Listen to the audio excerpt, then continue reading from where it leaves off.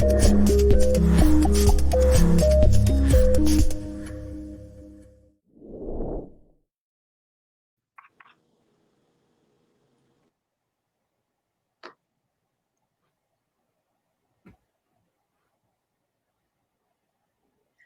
to you by Environmental Scouts. You are in for a real treat today as we hear from Alison Waliszewski, Program Director from Gyres.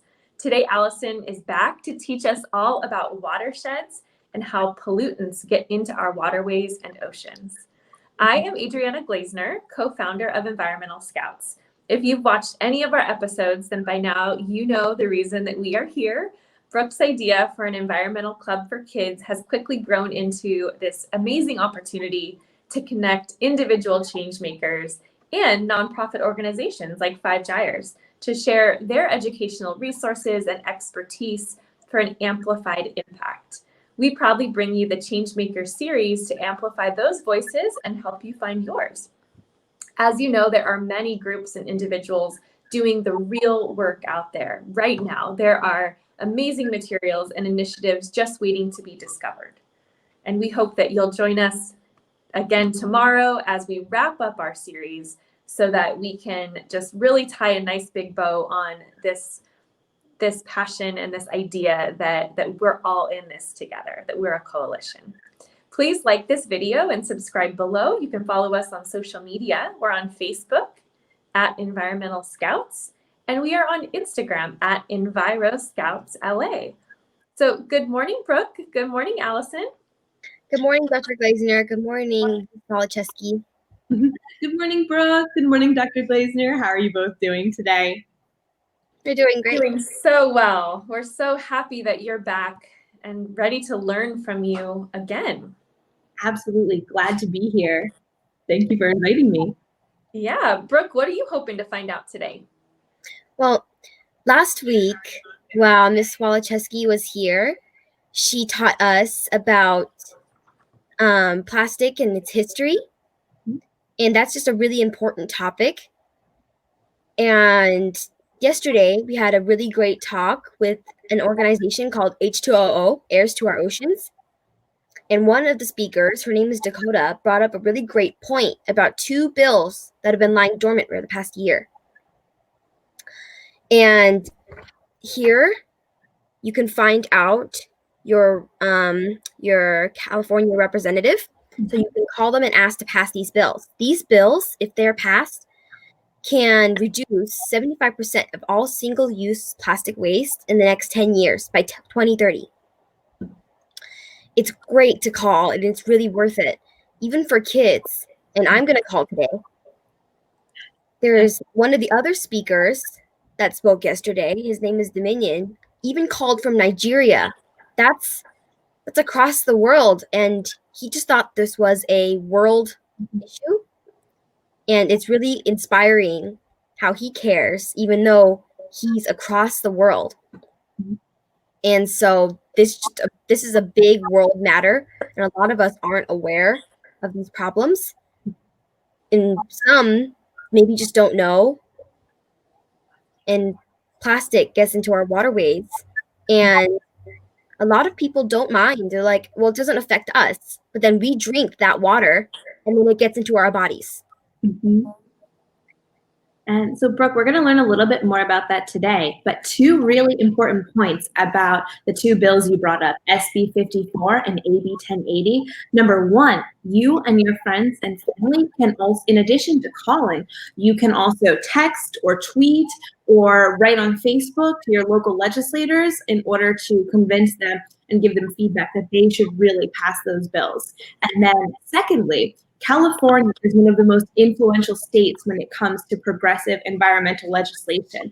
So if California passes these bills, chances are there are other states and other places that will also pass very similar bills as well. So those are 2 really important points to remember.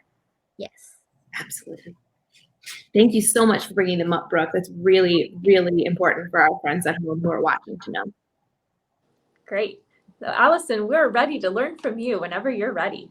Fantastic. So friends, Brooke and Brooke's friends at home, all of our environmental scouts. Today we are going to learn about watersheds and how plastic and other pollutants enter our waterways. We're going to review watersheds as well as briefly learn about storm drain and sewage systems and how plastic can travel through these systems. Let's dive in. So, what is a watershed? Is it a shed full of water? Or maybe it's a floating shed? Well, friends, not quite. A watershed is an area where the water above ground and below ground drain into the same body of water, whether that's a stream, river, lake, bay, or ocean. Watersheds can vary greatly in size, and they can be very small, such as the watershed for a stream may flow through your local park. These small streams join together to form larger and larger waterways and drainage areas. One example could be the Chesapeake Bay or the Mississippi River watersheds. And guess what? No matter where you are in a watershed. The graphic here shows the process of water entering the watershed. When it rains, as water flows down, all of the water drains to one body of water. It falls on land and travels to a stream and eventually a river that empties into a lake or ocean. Some of the water also soaks into permeable surfaces like grass, dirt, and adding groundwater to rivers. To be able to fully understand how a watershed works, we need to understand a natural water cycle. So let's do a quick review. The water cycle describes how water evaporates from the surface of the earth and rises into the atmosphere, cools and condenses into rain or snow in the clouds, and then falls back down again as precipitation. The water falling on land collects in rivers, lakes, soil, and porous layers of rock. Much of it flows back into oceans where it will once more evaporate. The cycling of water in and out of the atmosphere is a significant aspect of the weather patterns on Earth. All right, so back to watersheds. Let's discuss what happens when we add people and cities with impermeable surfaces and pollutants to the equation. Friends, do you know what I mean when I say impermeable and permeable? Permeable means that water or liquids can be absorbed into it. So think grass is permeable, but maybe the sidewalk outside your house, the water doesn't get absorbed into there when it rains. That is an example of impermeable. Now let's review the urban watershed cycle. In the urban watershed cycle, water still cycles through being solid, liquid, gas, and rainfall. And rather than being absorbed by soils and plants that transpire into water into the atmosphere or allow it to sink in, over 55% of the rain ends up rushing into the yellow pipes in this image that outfall directly into our waterways. In a natural environment, only 10% of rain would run off into a body of water. The stormwater carries whatever pollutants are on the street, basically whatever has spilled, maybe like spilled gasoline, garbage, plastics, litter, pet poop, fertilizer, and all those kinds of nasty things that may be on the ground, and discharges it into a nearby body of water. To make use of the gravity, the yellow stormwater pipes run down directly next to the red sanitary sewer pipes. This can cause raw sewage in the red pipes to mix with the stormwater in the yellow pipes, which ultimately dumps millions of gallons of raw sewage into our waterways every year. Sewage being the stuff you flush when you flush the toilet. Gross, right? Now, storm drains were designed as a flood control measure. As you can see in this image, while our cities and towns have some pervious surfaces, we also have quite a bit of impervious surfaces. Impervious surfaces being streets, sidewalks, anything with concrete or cement. The storm drain system was designed to take all the water from our cities and divert it to a body of water like a creek, river, or stream. It does really well. Unfortunately, it also has unintended consequences of flushing away everything else that was on our street, including things like tire dust that lead to stormwater pollution. Now, stormwater pollution occurs when rainwater runs off of impervious surfaces such as rooftops, streets, and picking up trash and pollutants along its path. This runoff washes down directly into the drain and is carried to a nearby body of water untreated. Basically, that means there's no filter. The water is not filtered from when it falls down from the sky in the clouds as rainfall, hits your roof, washes through your drains, your house drains, and then into the land, onto your grass, and then through your storm drains, picking up whatever trash is along its way in your street. Now, areas with forests and meadows allow rainfall to be absorbed into the ground or evaporate into the atmosphere. But surfaces like pavements, roof, and other impervious surfaces prevent the rainfall from being absorbed. When stormwater does not soak into the ground, the untreated, contaminated, which means polluted, runoff flows into our streams, rivers, and oceans, adversely affecting water quality and aquatic life. Stormwater isn't the only source of microplastics, though. Let's talk about sewage. Ew. Now, for most cities, the sewer system will carry wastewater, or your sewage, to the sewage treatment plant. If the sewer system is a combined sewer, then it will also carry urban runoff, stormwater, to the sewage treatment plant. Sewage water can travel towards treatment plants via piping, and it's also aided by gravity along with different pumps.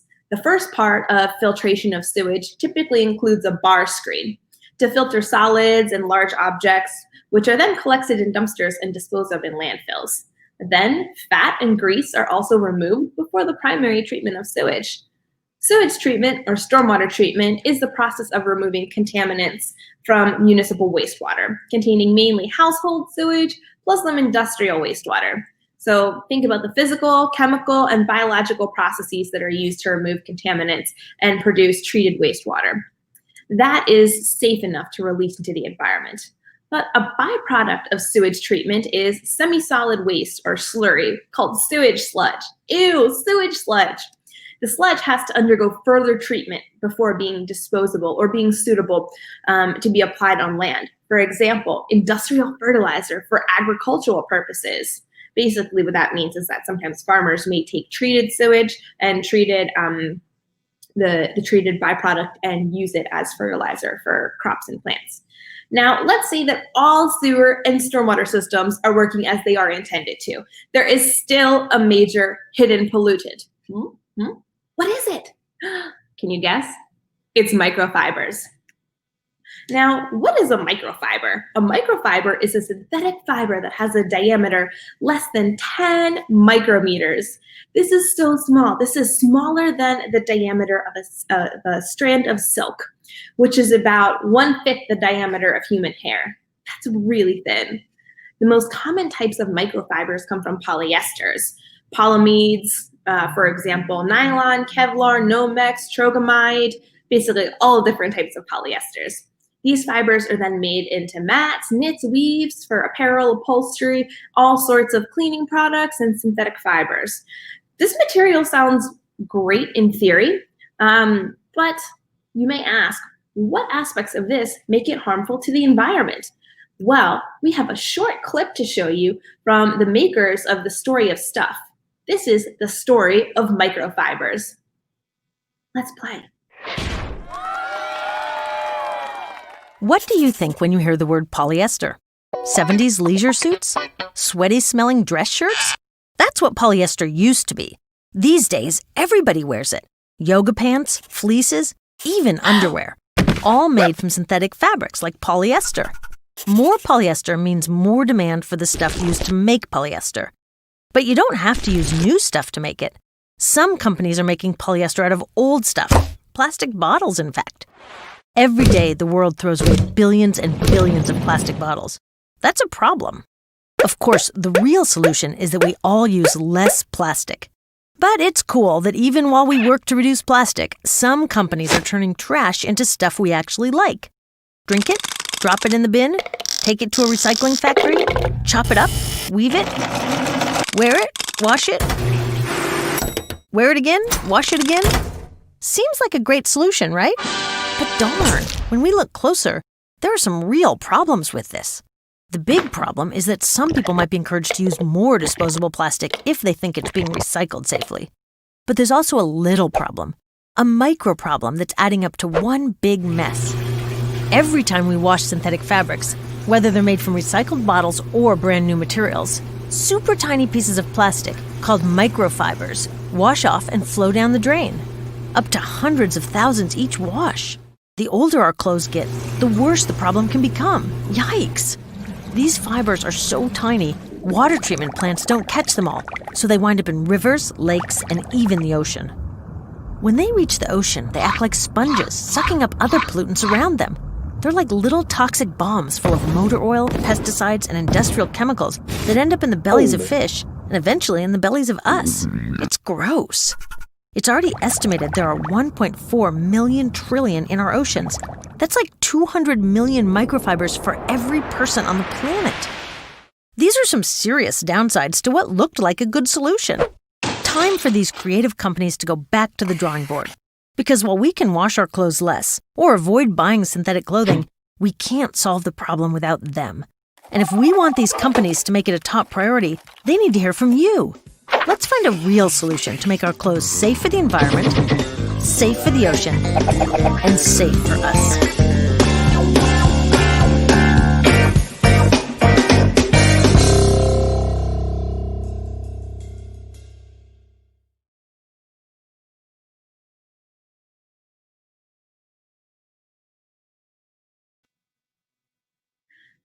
That was a great video. Now, we definitely learned a lot about microfibers. There's even been a lot of science and more research in the last few years, and we're learning more and more all the time. And we even did a study with the San Francisco Estuary Institute where we looked at stormwater, surface water, and sediment and small fish in the San Francisco Bay. And we learned all about the amount of microfibers that were there. In fact, we found microplastic pollution in every part of the bay at some of the highest levels measured anywhere to date, including that stormwater has 300 times more microplastic than that of wastewater, and that there's a diverse amount of different types of microplastics, including single-use foodware, nurdles, and cigarette butts. Now, you may be asking yourself, doesn't Mother Nature have natural ways to combat pollution or filter stormwater? Well, yes and no. The answer is a little bit more complicated than a simple yes or no. If all of the natural systems of the water cycle were working properly and there was a harmonious balance between humans and nature, then we would not have any issues because wetlands and groundwater act as natural filtration systems before river water flows into our oceans. However, due to the urban watershed cycle and our ineffective wastewater management and broken recycling systems, our shrinking and depleted wetlands cannot tackle the issue alone. The issue is not purely an environmental one. According to the around the world, 2.1 billion people lack access to safely managed drinking water services, and 4.5 billion people lack safely managed sanitation systems and services. The health and development implications of this are staggering. That means almost 80% of diseases in developing areas are associated with water. That's wild.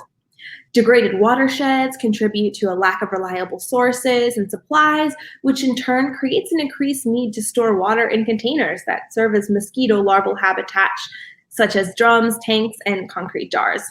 Additionally, the lack of access to clean drinking water inevitably spurs the production of more bottled water and effectively exacerbates the global plastic pollution crisis. So, what can we do? Well, here are some of the science behind solutions from our San Francisco Bay microplastic study. We can use rain gardens, bioretention systems, and landscape design to reduce microplastics in creeks, basically creating more natural filtration systems from rainwater.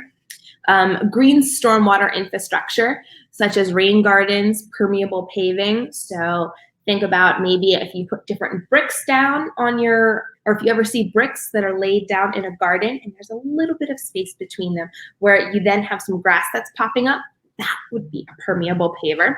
And even trees are a really incredible source of green infrastructure that can decrease the amount of stormwater runoff. Now, the science behind this is that urban stormwater runoff transports over 300 times more microplastics to the San Francisco Bay than just wastewater alone. Each year, stormwater transports an estimated 7 trillion microplastics through creeks and streams to the San Francisco Bay alone. And we are just talking about one body of water here, the San Francisco Bay. 7 trillion microplastics. Wow. And nearly half are black rubbery fragments, which may be from the tire particles that are washed away from the roads. A recent study by SFEI showed that a rain garden removed 90% of microplastics from urban stormwater runoff. Now, we can also look at individual solutions. So one individual solution is you could get a small, one of these like really cool small filtration systems that actually works to pick up and collect all of the little microfibers that don't get filtered out of your washer. At the same time, we can educate people about ways in which we can either wash our clothes less frequently, use a front-loading washer machine, or install a filter. And you can also use natural fibers. That's also a really good alternative solution. Approximately 17 billion microplastics enter the San Francisco Bay from wastewater treatment plants annually, including many fibers. And fibers have been eaten by fish, making them a focus for future studies on toxic impacts. Now, what is something else that you can do? And let's circle back to those two bills that Brooke was mentioning, SB 54 and AB 1080. If you call your representatives, your legislators, if you or your parents text them or tweet them or write them a note on Facebook, they can respond by passing these types of legislations. So we want to support policies that will phase out different types of single-use plastics. That's what SUP stands for, single-use plastics.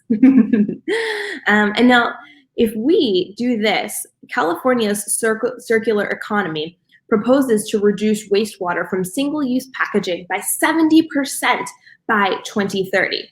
This is SB 24 and AB 1080. Excellent.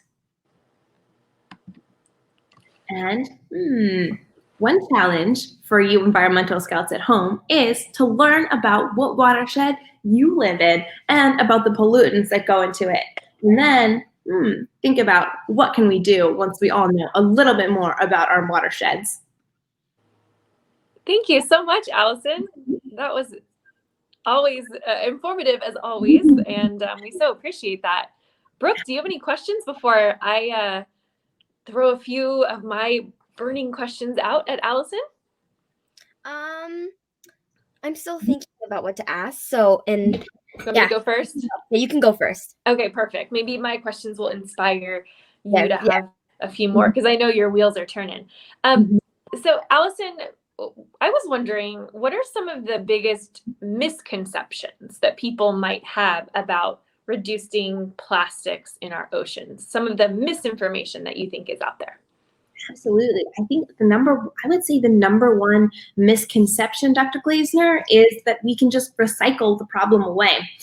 We talked about this a little bit last week, but number one thing we really want to do is reduce the amount of single-use plastics and plastic that's just used overall. Because if you remember, plastic is derived from fossil fuels. So when we extract oil and gas and all these different types of fossil fuels and petroleum products, that is plastic. And it inevitably has a very damaging impact on not only local communities, but the environment as a whole. Absolutely. And so I guess a similar question, it's in a little different vein.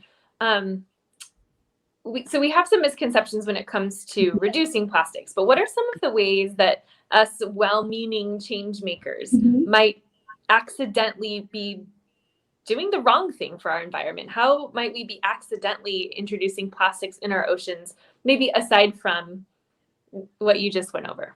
Absolutely. No, that's a great question. So I think one misconception right now is that we are currently recycling. I think there are some types of plastic that that we have been misled to believe can be recycled multiple times or endless times, but only a very small amount of plastic can actually be recycled multiple times. Most are single use. Another thing that we can do is when we are, let's say, when our parents or ourselves, or depending who we are and how old the environmental scout is, are ordering food, maybe at a restaurant or any sort of takeout restaurant, you can use any sort of single-use plastic utensils like forks or knives. You can bring your own reusable bag when you're allowed to, depending on what store you go to, and really just looking for alternative materials. I think that's the most important thing. Look for alternative materials that you can use in your personal life. Yeah, these are great strategies. And I definitely want to get myself one of those washing machine filtration systems so that I don't accidentally introduce additional plastics into our oceans.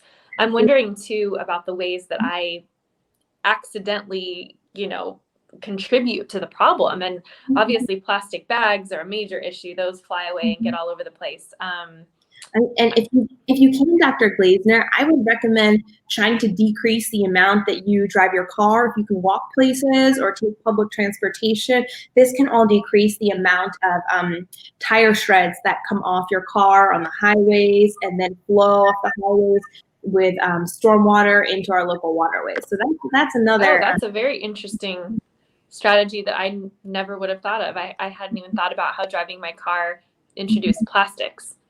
Which is it's inadvertent because you don't need to, because you need to drive your car to get places. But unfortunately, one of the byproducts of that is tire shred runoff and microplastics. Absolutely. Do you have any questions, Brooke? Brooke, yeah. Have you thought of anything? Yes, I do have one major question. I can't believe I didn't think of this sooner. But if I'm going to call my representative today, how do I introduce the subject and how will I convince them? Brooke, that is a great idea. So there are many different groups out there, many different coalitions that are working to pass these bills, and they have template toolkits. And so what I'm going to do is I'm going to share with you and all the environmental scouts after this episode a toolkit that you can use, and it can have words or copy, a script essentially that you can call and say, hey, I want you to vote to support this bill and pass it through, and then just say why it's important to you. So you can either make up, you can either share reasons that are important to you of why you believe these bills are important, or you can use a prefabricated script. But both have the same impact, and especially when young people like you, Brooke, call, it means so much more to our legislators than if somebody like me or Dr. Glazner calls, because you are the future and you are the leaders of the future. So, what you want matters to them. It's very important. That's perfect, because Brooke, you know how we're making those follow-up activity sheets for every single one of our episodes, and so we can take all the resources that Alison and 5 Gyres send us, and we can make sure that our environmental scouts viewers have access. And I think including a sample script for calling would be a great idea. Maybe you can help me work on that, Brooke. I do have a sample script. Oh, fantastic! Nice. Amazing. So when I call today, I'm going to use that script, and hopefully my representative will feel a little bit leaning towards passing the bill. That's great. And every voice matters. So even if it's not one of our individual calls that makes the difference, they keep track of the number of calls they get for certain issues and which side of that issue. So that's so important. And we'll make sure all of our environmental scouts get their hands on these resources that we're talking about. Amazing. Absolutely. Dr. Glazner and Brooke, do either of you have any more questions for me or any questions about Gyres or Watersheds? I do actually have one more question. And now during the pandemic, a lot of people, like when you go to the grocery store, they don't let you use your own bag. So, and whenever you go to restaurants, they don't allow you to use your own utensils. They just give you your utensils. So how can we reduce plastic during the pandemic? Because it's made it a lot more difficult. Absolutely. Brooke, that is a great question that a lot of people are struggling to answer. Here in California, I can speak to my personal experience. If a store or restaurant lets you bring a reusable bag, it never hurts to bring it and to just ask if you can use it.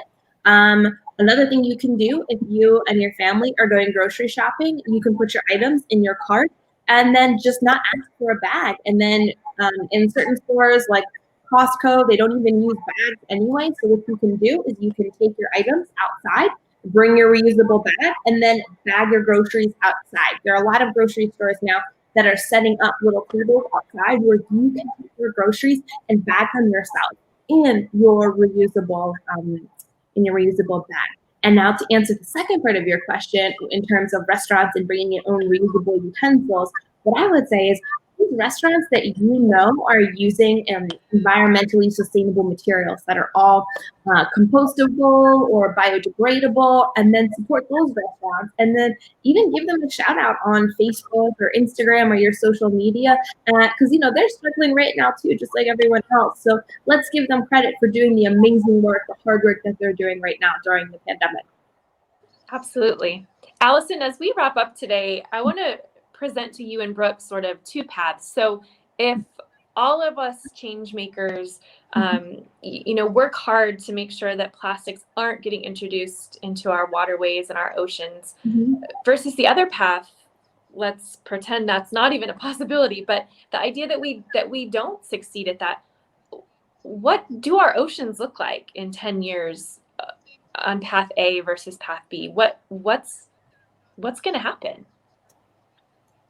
That's a great question, Dr. Glazner. I would say you're going to look at almost, at the very least, 3 to 5-fold increase in the amount of plastics and the amount of plastic smog. Think of it like a plastic soup. So right now, all the plastic that's swimming around in the 5 different gyres, the gyres are those very large, almost, people talk about them as being a garbage patch in the Pacific, which isn't completely accurate, but they're these large swaths of waste of plastic that is sinking and rising and stewing all together and degrading in the hot sun and with the different salt that corrodes it, and it's going to keep stewing. The particles are going to go from microplastics to nanoplastics. They're going to get smaller. They're going to continue to be consumed by fish, which are consumed by people, and then the food chain. So we're all going to become a little bit more plastic. That is pretty much a guarantee. But what we can do is focus on policy, like Brooke has really brought to our attention at the beginning of this episode. If we all work together to really implement these beginning of the source or beginning of the pipe solutions that are really larger scale preventative measures, then that can make a huge impact. So definitely highly encourage everyone to use your voice. And Brooke, I take my hat off to you for using your voice today to call your local legislators. Wow. Brooke, Alison, thank you so much for this opportunity. We are just so thankful to learn from 5 Gyres. Brooke, I'll give you the last word. I just have one more suggestion about what kids can do. And one thing I've noticed is a lot of kids, kids love to do arts and crafts, right? When you're young, you're like, oh my God, you spend most of the day doing arts and crafts. And a lot of kids don't know glitter is microplastic. And eventually when you use it and it gets stuck on your hands, you can't pick off the individual pieces, so you just wash it down the drain. And that glitter goes down the drain into the oceans, the fish eat it, and eventually you eat it, and there's glitter in your stomach. Is that no thanks? Yeah. No thanks. Brooke, are you suggesting that our friends find other more sustainable types of paints and pigments and art materials to use other than glitter or plastic-based materials? Yeah, there is a lot of alternatives, actually. Absolutely. And there is one biodegradable glitter that we found. No kidding. Wow. there's actually multiple types. We found several, but I only mentioned one, and there's several. There's like bamboo glitter. There is glitter made from old plastic bottles. If you saw my hand moving across the screen, it was because I was typing down that idea, Brooke, because I love art and art projects, and I can't wait to send our scouts some resources about that. That's a great suggestion. So if you loved Alison's energy, just the way that we did, and we're so thankful for her, then you'll definitely want to check out all of the other resources and ideas, because the energy that she brings to this issue is the same energy that all of Five Gyres is bringing to their cause, to their passion. So audience, please check them out at fivegyres.org, as well as on Instagram, Twitter, and Facebook at Five Gyres, an incredible organization that we're so happy to amplify and to share with you today. We really cannot thank you enough, Alison, for your expertise, your enthusiasm, and just the amazing passion that you bring to educating young people. Thank you, Dr. Glazner. Thank you, Brooke. And thank you for inviting Five Gyres to participate in the Environmental Scout Changemaker series. We're so excited to see tomorrow's episode and really can't wait to hear how your call goes with your legislators today.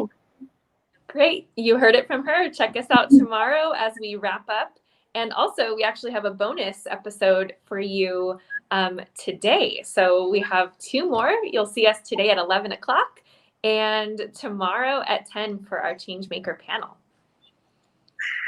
Bye, everybody. Thank you so much.